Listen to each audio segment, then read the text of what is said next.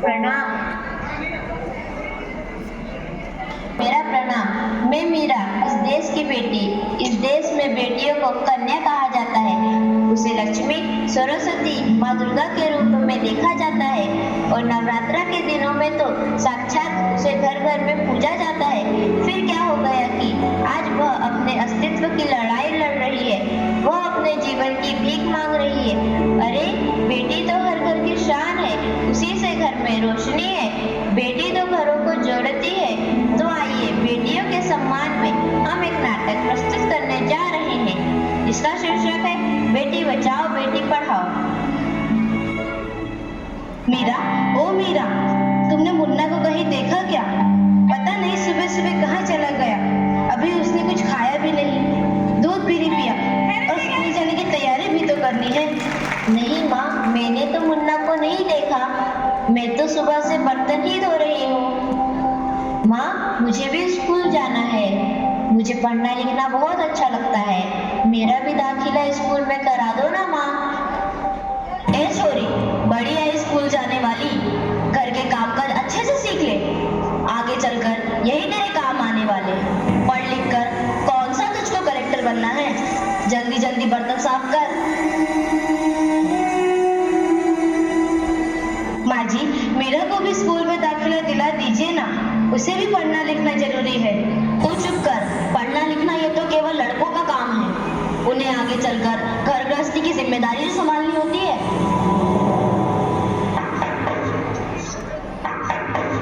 अरे क्या हो रहा है? कौन किसकी जवाबदारी संभाल रहा है? और हमारी मीरा बेटी क्यों रो रही है? देखिए ना डॉक्टर दीदी, दादी मुझे स्कूल ही जाने नहीं देती। कहती है तुझे पढ़ लिख कर क्या करना है, आगे चल के चूल्हा चौका ही तो संभालना है। अरे यह तो बहुत गलत बात है माँ जी। क्या आपको नहीं लगता कि हम बेटियां भी पढ़ लिख कर आगे बढ़े? आज समाज बहुत आगे बढ़ गया है माँ जी। आप किस दुनिया की बात कर रही हैं?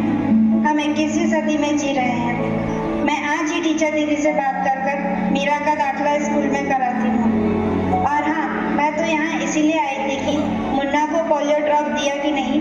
जगह जगह इसके कैंप लगे हैं। अच्छा हुआ बहन जी आप आ गए।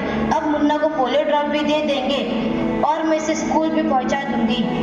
अच्छा मीरा, अब तुम रोना नहीं, तुम जरूर स्कूल जाओगी और एक दिन पढ़ लिख कर मेरी तरह बहुत अच्छी डॉक्टर बनोगी। ठीक है बेटा?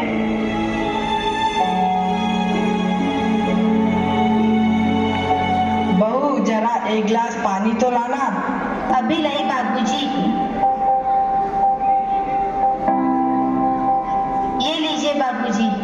अरे ये देखो, अखबार में प्यारी बेटी के बारे में कितनी सुंदर कविता आई है। आओ मैं तुम्हें यह कविता पढ़कर सुनाता हूँ। कहती बेटी बाहर पसार, मुझे चाहिए प्यार दुलार।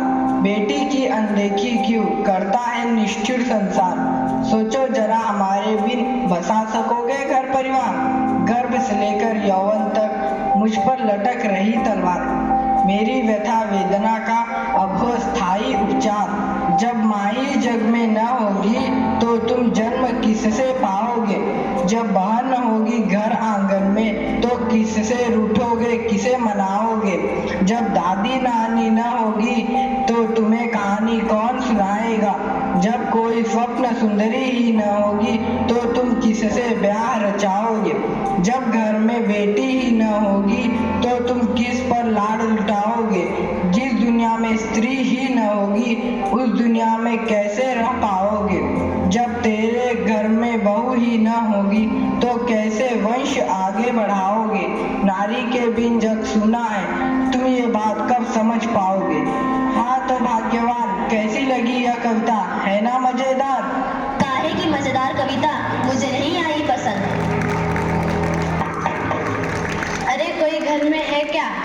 आइए आइए टीचर दीदी, हम आप ही का इंतजार कर रहे थे। हाँ जरा मैं कुछ दिनों के लिए बाहर चली गई, इसलिए यहाँ नहीं आ पाई। डॉक्टर बहन जी कह रही थी आपने मीरा का अभी तक दाखिला नहीं कराया। ये तो बहुत होनहार छात्रा है, हमेशा अच्छे अंक लेकर उत्तीर्ण होती है। हाँ मैं भी तो यही चाहती हूँ कि मीरा स्कूल जाए, खूब पढ़े, पर मेरी यहाँ सुनता कौन है। हाँ हाँ, खूब पढ़ाओ लड़की को और बाहर भेजो। जब कुछ गलत सलत हो जाएगा ना तो मुंह छुपाने की भी जगह नहीं मिलेगी।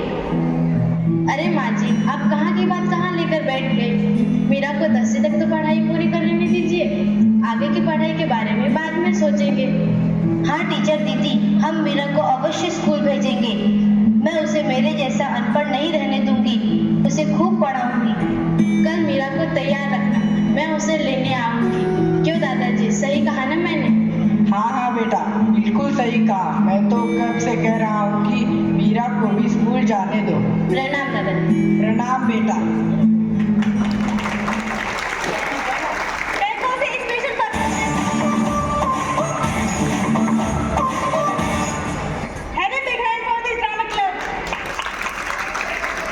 बेटी बचाओ बेटी पढ़ाओ, बेटी बचाओ बेटी पढ़ाओ, बेटी बचाओ बेटी पढ़ाओ। एक सेकंड, एक सर फोटो क्लिक कर देना सबको।